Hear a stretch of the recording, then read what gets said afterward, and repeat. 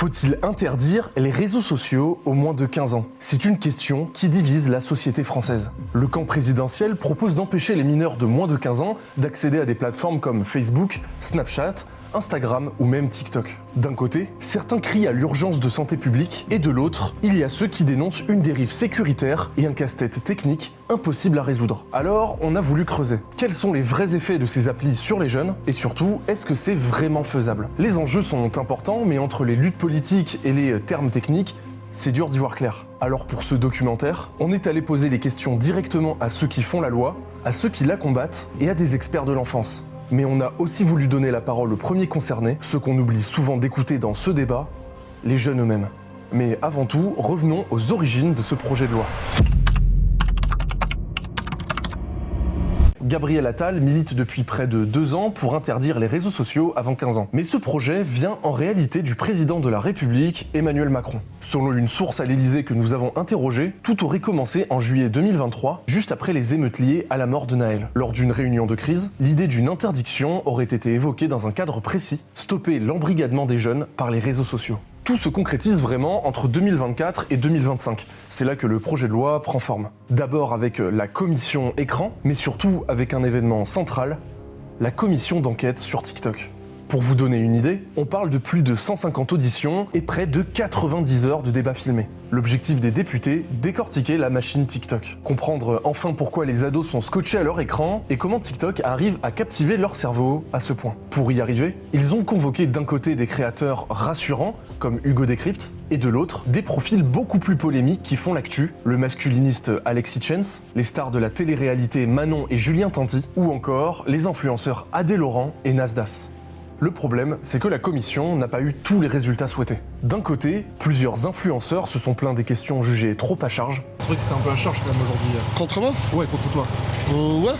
On m'a posé des questions, est-ce que je finançais des groupes politiques? Et je trouve qu'on s'est vraiment éloigné du thème et j'ai essayé à chaque fois de recadrer, mais bon. Et de l'autre, la rapporteure en charge du dossier, Laure Miller, a avoué ne pas avoir obtenu les réponses souhaitées pour comprendre les plateformes. Mais au-delà du défilé des stars d'Internet, ce qui a vraiment fait basculer la commission, ce sont les témoignages des victimes de cyberharcèlement. Pour la députée Laure Miller, le résultat est sans appel. TikTok n'est pas juste une application de vidéos rigolotes, c'est une toile d'araignée dangereuse créée pour capter l'attention et monétiser l'engagement. Le cerveau de nos jeunes est aujourd'hui abîmé par ces plateformes, puisque vous ne décidez pas de ce que vous voyez. D'une part, sur le fond des contenus, vous ne décidez de rien avec ces algorithmes. On sait très bien que ces vidéos très courtes et ce scrolling à l'infini, ça a un impact sur le cerveau des jeunes qui n'est pas encore un cerveau mature complètement. Juste, on considère que les plateformes de réseaux sociaux sont nocifs pour les mineurs et pour leur cerveau, pour leur bon développement, pour leur esprit critique et pour leur culture de manière générale. Mais au-delà du constat, c'est l'interprétation politique qui fâche. Plusieurs experts contestent l'interprétation des résultats faite par Laure Miller. C'est le cas de la Quadrature du Net, une association qui défend les libertés numériques. Elle redoute une instrumentalisation de ces statistiques pour justifier un projet de loi qu'elle juge liberticide. Ce qu'a fait cette commission d'enquête parlementaire sur TikTok, c'est utiliser des a priori que l'on pourrait avoir sur des réseaux sociaux pour agiter un chiffon rouge. On ne peut pas avoir une politique qui soit fondée sur l'émotion. Si on essaie de prendre des arguments objectifs, s'attaquer à ces réseaux sociaux en interdisant des personnes victimes ciblées par ces algorithmes d'accéder à ces espaces, ça n'est pas une bonne solution. C'est comme si, pour protéger les femmes en ligne, on allait leur interdire l'accès à ces plateformes d'expression. C'est particulièrement absurde. Même au sein de la commission, le consensus vole en éclats. Son président, le député socialiste Arthur Delaporte, partage le constat de Laure Miller sur la dangerosité des plateformes, mais il dénonce une conclusion écrite d'avance, l'interdiction aux moins de 15 ans. En tant que président de la commission d'enquête de TikTok, j'étais pas du tout surpris parce que je savais que c'était l'orientation qu'elle voulait donner depuis le début de cette commission. Et c'est vrai qu'à chaque fois qu'on auditionnait des personnes, je faisais bien attention à demander aux personnes qu'on auditionnait si elles étaient pour ou contre la mesure de 15 ans parce que je sentais que ça allait être la mesure qui conclurait cette commission, alors même que finalement, dans le détail, les gens, quand on les auditionne, sont beaucoup plus nuancés. C'est ici qu'on entre dans la bataille des chiffres. À la tribune de l'Assemblée nationale, Laure Miller brandit un chiffre choc. La grande majorité des mineurs serait favorable à une limitation d'âge. On a eu 15 000 lycéens qui ont répondu, 4 500 collégiens qui ont répondu. Ils nous ont tous répondu avec enthousiasme et 75% d'entre eux veulent une limitation d'âge. sur les réseaux sociaux. Un chiffre trompeur selon Arthur Delaporte. Pour lui, le camp présidentiel ignore volontairement la nuance des données pour imposer son idée. Avec la commission d'enquête TikTok, on a lancé une grande consultation qui a été remplie par plus de 30 000 personnes. Et notamment, à la toute fin de la consultation, donc ça a été rempli quand même par environ 20 000 lycéens et à peu près 5 000 collégiens. Quand on va voir dans le détail et qu'on regarde par exemple les moins de 18 ans, qu'est-ce qu'ils ont répondu, ils sont plus que 40% à dire OK, on veut bien interdire aux moins de 15 ans. Ça veut dire que voilà, quand on demande au public concerné, notamment aux mineurs, la jeunesse, elle est beaucoup plus divisée sur la mesure que l'ensemble de la société. Quand on entend les parents d'élèves, quand on entend les mineurs qui nous disent en fait les 15 ans, c'est pas la solution que nous on préfère parce qu'elle divise, il faut en tenir compte. Après les commissions et les rapports d'experts, le projet de loi arrive sur la table des députés. Mais une chose reste à éclaircir. Comment on vérifie l'âge des utilisateurs ? Plusieurs options techniques existent. Estimation d'âge automatique, reconnaissance faciale, vérification par pièce d'identité via un tiers de confiance, et c'est là que le débat fait rage. À gauche, les députés de la France Insoumise et quelques députés du groupe écologiste ont voté contre cette mesure lors de son débat à l'Assemblée nationale, la qualifiant d'inutile ou même de dangereuse. Depuis que je suis à l'Assemblée nationale, c'est la première fois qu'on parle des jeunes. On avait entendu qu'ils préparaient une loi sur les jeunes. Nous, on s'était dit, on va parler Parcoursup, on va parler manque de professeurs, on va parler précarité. Et finalement, on apprend que c'est une loi d'interdiction des réseaux sociaux et d'interdiction du portable au lycée. Constamment, ils réussissent à être à côté de la plaque par rapport aux préoccupations des jeunes. Après, on a eu le texte qui nous est tombé entre les mains. Et on s'est dit qu'en plus d'être totalement à côté de la plaque, ils étaient dangereux. Parce que c'est un texte qui est dangereux. Nous sommes le seul groupe qui a voté contre cette loi parce que si nous sommes d'accord sur le constat, nous ne sommes pas d'accord sur les solutions. Aujourd'hui, les jeunes et les moins jeunes qui sont dans des addictions aux écrans, ils sont victimes. Nous considérons qu'aujourd'hui, oui, il fallait s'attaquer aux providers, plutôt que de s'attaquer aux victimes. Je trouve quand même lunaire qu'après 2 semaines de débat national à ce sujet, dans les institutions comme à la télévision, on ne sache toujours pas quelle méthode le gouvernement veut employer pour effectuer ce contrôle. Et aujourd'hui, la proposition de loi qui a été votée, elle se donne bonne conscience. Elle dit que les plateformes sont des méchants, mais globalement, il n'y a pas de mesure pour le faire. Ce n'est pas une loi d'action, c'est une loi d'affichage. C'est pas qu'elle est vouée à l'échec, c'est que elle sert à rien en fait. Il y a un manque de courage, peut-être, mais surtout il y a un aveu d'impuissance. Et c'est ça qui est terrible. Bon, pour essayer de comprendre ce que pourrait donner une interdiction en France, on peut regarder ce qu'il se passe à plus de 15 000 km de chez nous. L'Australie a franchi le pas fin 2025 en interdisant les réseaux sociaux aux moins de 16 ans. Une première mondiale qui, sur le terrain, vire un peu au casse-tête. Des centaines de milliers de comptes ont été bloqués par les plateformes, mais les technologies de vérification d'âge, notamment la reconnaissance faciale ou l'estimation automatique, ont montré des marges d'erreur importantes. Les plateformes elles-mêmes reconnaissent des lacunes significatives. Vous avez par exemple des jeunes qui se maquillent pour paraître plus vieux, vous en avez qui mettent des moustaches, ça peut paraître drôle. Vous en avez d'autres qui vont dans le salon où il y a les parents, hop, retournent la caméra, mettent la tête des parents et réussissent à le débloquer. Donc ça a été un échec en Australie, et parce que ça a été un échec en Australie, ils se sont dit c'est une très bonne idée, reprenons-la puisque ça ne fonctionne pas. Une autre méthode pour contourner l'interdiction a vu son utilisation exploser en Australie. Le VPN, un outil qui permet de chiffrer ses données et masquer son identité numérique. Du coup, face à cet obstacle technique, la question d'une interdiction des VPN se pose. Pour la députée Laure Miller, aucune option n'est exclue d'office. À ce jour, seuls quelques pays comme la Corée du Nord, le Turkménistan ou l'Irak ont fait le choix d'interdire totalement l'usage des VPN sur leur territoire. Tous les jeunes à 8 ans ou 9 ans ne savent pas exactement ce que c'est qu'un VPN, donc il ne faut pas non plus prendre les enfants pour des pros du numérique dès le plus jeune âge. Est-ce qu'on pourrait imaginer justement une interdiction des VPN avant 15 ans ?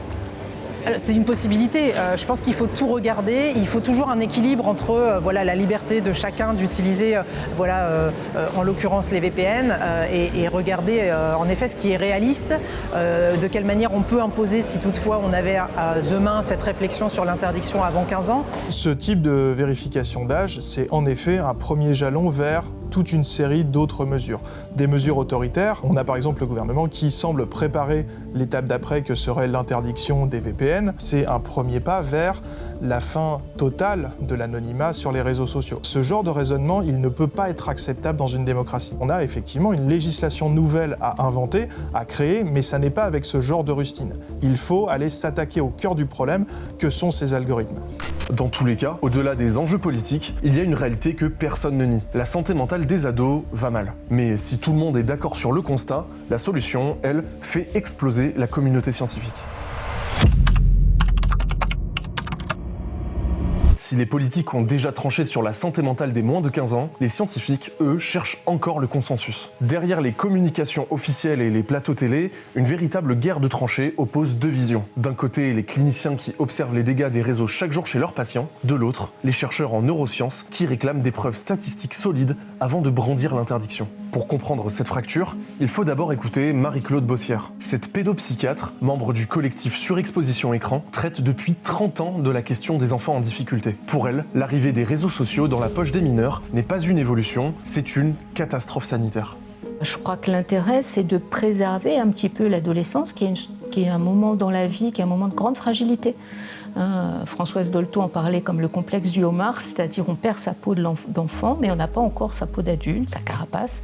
Et donc on est dans un moment comme ça de très grande fragilité, à la fois sur le plan physique, mais aussi sur le plan psychologique. Donc il faut protéger absolument nos adolescents. Pour la pédopsychiatre et son collectif, les réseaux sociaux sont par nature asociaux. En gros, chaque minute passée à scroller sur les réseaux serait une minute en moins pour l'ado passé à faire du sport, à lire ou à voir ses amis en vrai. Face à ce constat clinique alarmant, un autre expert veut nuancer dans les médias, Grégoire Borst. Professeur de psychologie et de neurosciences de l'enfant et directeur du laboratoire Lapsidé, il a été choisi comme un expert officiel pour faire des propositions à Emmanuel Macron. Et oui, il a été l'une des chevilles ouvrières de la fameuse commission écran de 2024. L'argument de Grégoire Borst est clair, la science, rien que la science. Selon lui, aucune étude sérieuse en population générale ne prouve un lien de causalité directe entre les réseaux sociaux et l'effondrement cognitif des jeunes. Mais Grégoire Borst est un personnage qui divise. S'il est loué pour ses compétences et sa vulgarisation des neurosciences, il fait aussi l'objet de critiques par le collectif de Marie-Claude Bossière, qui l'accuse de banaliser le danger des écrans et même d'être le porte-parole des géants de la tech. Je demanderai à M. Borst d'aller sur le terrain, d'écouter les psychologues qui reçoivent des adolescents qui ne peuvent plus quitter leur écran. Le problème de M. Borst, c'est qu'il méprise totalement les professionnels de terrain, qui donnent des arguments qui sont fallacieux, qu'on peut rapprocher justement des arguments des fabricants du doute par rapport aux industries du tabac qui voulaient montrer que le tabac, non, c'était pas du tout toxique. Quand vous êtes pédopsychiatre, vous ne raisonnez que sur votre patientèle, c'est-à-dire des gens qui viennent vous voir parce qu'il y a une difficulté. Moi, dans ce laboratoire, on voit en moyenne 8000 enfants par an dans nos recherches. 8000. C'est beaucoup plus que toute leur patientèle. Et on voit des enfants de tous milieux sociaux et la plus grande partie des données que nous recueillons, c'est dans les milieux sociaux les plus défavorisés. Encore une fois, je ne vais pas sur la problématique de ce qu'ils peuvent observer d'un point de vue médical. Moi, je suis sur le domaine de l'éducation, sur le domaine du développement cognitif et socio-émotionnel de l'enfant. Et ça, c'est mon expertise. Et j'ai beaucoup plus d'expertise qu'eux sur le développement cognitif et socio-émotionnel de l'enfant typique, normal. Donc, je dis juste que arrêtez d'opposer les chercheurs qui seraient dans leur tour d'ivoire et qui n'iraient jamais dans les écoles. Toutes nos recherches, sans exception, se passent dans les écoles.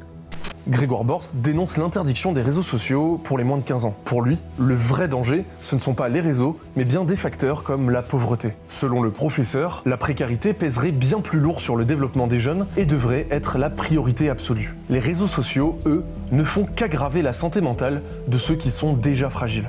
Peut-être que ce qui serait intéressant, c'est qu'à l'entrée en 6e, on ait un screening des adolescents qui pourraient être à risque, effectivement, s'ils utilisent des réseaux sociaux, de se retrouver en grande difficulté psychologique. On a besoin d'avoir des psychologues de l'éducation nationale dans les établissements. On a un psychologue de l'éducation nationale pour 1600 élèves. Je veux dire, dans les pays d'Europe du Nord, c'est 1 pour 400 ou 1 pour 600. On voit bien toute la difficulté qu'on peut avoir. Encore une fois, je reviens à ce que je dis, aggravation des symptômes, clairement. Cause de l'émergence des troubles neurodéveloppementaux, c'est pas le cas. Et il faut qu'on arrête d'avoir ce discours parce que notre pays a déjà 20 ans de retard sur la prise en charge des troubles neurodéveloppementaux. Si on commence à instrumentaliser les écrans pour expliquer que c'est ça qui crée les troubles neurodéveloppementaux, on va reprendre 20 ans de retard dans la tête alors même qu'il y a urgence. Sauf que ces débats passionnés entre adultes oublient souvent une voix essentielle. Celle de ceux qui sont nés avec un smartphone dans la main, celle des premiers concernés, les moins de 15 ans. Mais alors, que pense-t-il de tout ça ?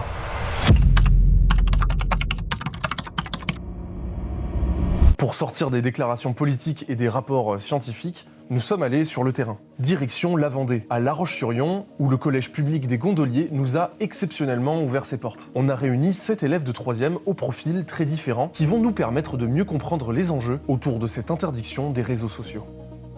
Moi, je trouve ça décevant parce qu'il y a des sujets beaucoup plus importants que les réseaux sociaux.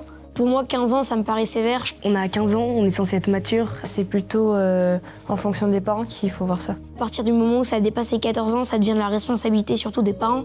C'est à eux, selon moi, de décider est-ce que leurs enfants sont prêts mentalement à avoir les réseaux sociaux. Et on a l'impression qu'on ne se fait pas comprendre, qu'on nous repousse au lieu de de nous tendre les bras, de nous dire vous en faites pas. Mais tout ce qu'ils sont en train de faire, c'est juste faire en sorte qu'on devienne un peu plus criminel, si je peux dire ça. Parce qu'après, on va contourner les lois, qui est très facile d'ailleurs. L'esprit humain, on sait très bien qu'il est contradictoire. Il voudra aller contre. Les interdictions, c'est logique. J'en connais même, ils ont même 6 ans, 10 ans, ils utilisent déjà Snapchat, TikTok, Instagram. S'ils veulent appliquer leur nouvelle loi, ce sera aussi facile de contourner, je veux dire VPN ou tu te filmes. Je suis sûre et certaine que ce sera pas fiable à 100%, c'est-à-dire tu te filmes, on te dit t'as 25 ans et puis ça passe. En Australie, j'ai vu des vidéos sur TikTok qui ont tourné que c'est une fille qui prend la photo de sa mère pour aller sur TikTok. Toi, comment tu utilises les réseaux sociaux? Assez fréquemment. Matin, midi et soir. Pas le midi. Ma mère, des fois, elle me dit range ta chambre au lieu d'être sur ton téléphone. Souvent, sur les réseaux sociaux, on débranche notre cerveau. Et la natation, c'est ce qui me permet de débrancher mon cerveau autrement. Est-ce que tu penses que si tu faisais pas de natation à ce rythme-là, tu serais peut-être plus sur les réseaux? Moi, je serais énormément plus sur les réseaux. Je passerais mon temps dessus, je pense. Je scrollerais, mais beaucoup, et parce que je ne saurais pas comment me divertir autrement. On nous met beaucoup trop de pression sur les épaules, c'est-à-dire c'est un moyen aussi de s'évader, si je peux dire ça comme ça. Dans Venanceau, il y a un espace pour les jeunes où il y a des activités, donc j'y vais souvent et on se retrouve tous ensemble. Et on n'est pas tous en hôtel, on discute, on partage, on fait des jeux. On a plus de souvenirs et puis on crée plus de liens. Après, moi, c'est vrai que les réseaux sociaux, ça m'aide beaucoup parce que forcément, j'habite en campagne, je peux pas beaucoup me déplacer. Donc voilà, au-delà des scrollings, etc., c'est vrai que le fait de parler avec les autres m'aide beaucoup. Il y a des gens que j'aurais pas forcément rencontrés sur Instagram. Par exemple, je fais du badminton, mon partenaire de double. Si j'avais pas eu Instagram, je serais pas en train de faire du double actuellement avec lui en tournoi. Et surtout que les réseaux sociaux aussi, on peut s'informer. Par exemple, quelqu'un qui est connu, Hugo Décrypte, lui il fait beaucoup d'infos, il explique bien et je crois vraiment en ce qu'il dit. J'écoute des chansons, des députés, que certains, mais aussi des artisans qui construisent des maisons dans la forêt ou des bracelets, des colliers. Mais sinon, oui, c'est bien pour informer, pour dire ce qui se passe, par exemple à l'Assemblée ou juste dans les partis. Ce qu'ils sont en train de faire, c'est seulement nous mettre dans une cage. C'est-à-dire, il y a plein d'adolescents du coup, qui utilisent les réseaux sociaux de manière sainement. Et du coup, on nous met dans une boîte avec ceux qui ne le font pas, ceux qui ne le font pas bien. Est-ce que toi et tes camarades sont au courant du fait que les plateformes sont là pour se faire de l'argent? Non. Franchement, quand ils ouvrent à chaque fois une application des réseaux sociaux, à aucun moment ils se disent que c'est pour faire gagner de l'argent aux autres. Eux, c'est vraiment pour le divertissement qu'ils vont ouvrir ces applications. Est-ce que toi, t'as conscience que c'est des plateformes qui sont là justement pour gagner de l'argent sur ton attention? Non, pas spécialement. Il n'y avait pas de prévention. Sur ça, au collège, ce serait bien d'en avoir, par exemple. Mais c'est vrai qu'on n'a vraiment jamais été énormément apprivoisé à utiliser les réseaux sociaux. Moi, si demain on m'apprend que on a plusieurs, ne serait-ce que sorties ou préventions sur ce sujet-là, je serais content parce qu'on pourrait approfondir dans le sujet et en parler plus. Besoin de socialisation, soif d'apprendre et sentiment d'être mis en cage. Pour les élèves de 3e que nous avons rencontrés, le problème n'est pas les réseaux sociaux, mais bien le manque d'activité qu'on leur propose et l'absence d'une véritable éducation aux algorithmes. Mais au-delà des murs de ce collège, le destin de la majorité numérique ne se joue plus seulement en France, mais en Europe. Et oui, la France ne peut pas agir seule. Pour que l'interdiction soit effective, elle doit obtenir le feu vert de la Commission européenne. C'est là que le dossier bloque. L'Europe veille au grain, soucieuse de l'équilibre entre régulation des plateformes et respect des libertés publiques. Car derrière cette loi, c'est toute la stratégie numérique du continent qui est interrogée. L'Union européenne a la possibilité pour aller s'attaquer aux réseaux sociaux et à leur modèle économique. En revanche, il y a un problème en effet aujourd'hui avec la politique menée par la Commission européenne. La Commission européenne aujourd'hui s'est engagée dans une politique de dérégulation et donc d'affaiblissement des libertés fondamentales. Elle s'est également engagée dans une politique d'interprétation beaucoup trop extensive de certains textes qui vont dans ce même sens d'affaiblissement des libertés fondamentales. Donc effectivement, il y a un problème politique avec la Commission européenne. Mais c'est malgré tout à l'Union européenne d'agir parce qu'elle a une force de frappe qui fait peur. La majorité numérique à 15 ans pose du coup un défi inédit, celui de concilier la protection de la santé mentale avec les droits fondamentaux des mineurs. Entre blocage technique, politique et la réalité des usages adolescents, l'efficacité de cette mesure reste encore à prouver. Mais au-delà des lois et des algorithmes, ce débat aura au moins eu le mérite de poser une question essentielle. Jusqu'où sommes-nous prêts à aller pour protéger les jeunes sur Internet ?